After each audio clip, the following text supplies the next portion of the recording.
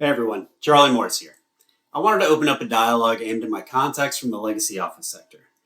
Many of you know I started my career as an office tenant rep broker, so I built quite an extensive network around the globe, from brokers to owners, investors, designers, furniture folks, construction, you name it. While I'm pretty active here on LinkedIn, I often find myself lurking in the background as well, just taking it all in. But recently, I've seen some posts that simply I can't ignore anymore. So it must be said. We are 4.5 years past the start of the pandemic, and here we are facing our fifth Labor Day RTO push. And honestly, it's exhausting watching some of the desperate pleas from legacy professionals trying to push for a return to some resemblance of the past. It's time to stop complaining about work from home and remote work trends. They are not going away. Let's be clear, the office isn't dead. But the legacy industry must adapt to the evolving demand that's been right in front of us for years, even before the pandemic.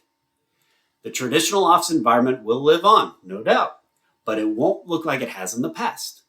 There will be exceptions, but let's face it, traditional long-term spaces are losing their luster. The archaic processes, the capital expenditure, the financial and operational commitments required from the occupier community, they're all outdated. And guess what?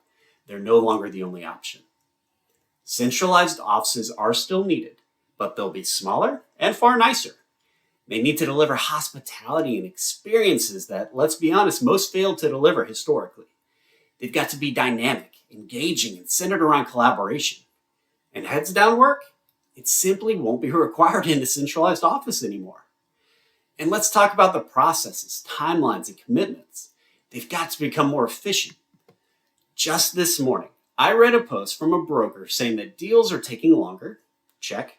Legal review is taking longer, check. Permitting takes longer, check. Construction takes longer, check. And you know what? He blamed work from home for these delays. Are you kidding me? We need to leverage technology and digital channels to reduce friction and cost. The old ways simply won't cut it anymore.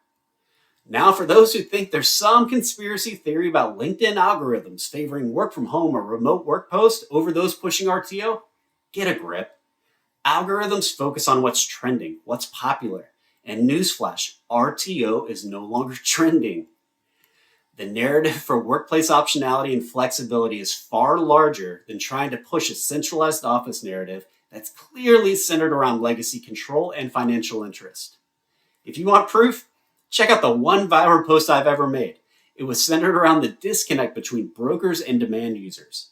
I'll drop the link in the comments for those interested. It almost hit 1.6 million impressions, where I normally only get a few thousand. Proof and concept is real. The future of the office depends on those who embrace change, who innovate, and who meet the needs of today's workforce. Remember, failure comes from failing to adapt. Success will come from successful adaptation. Which one will you choose?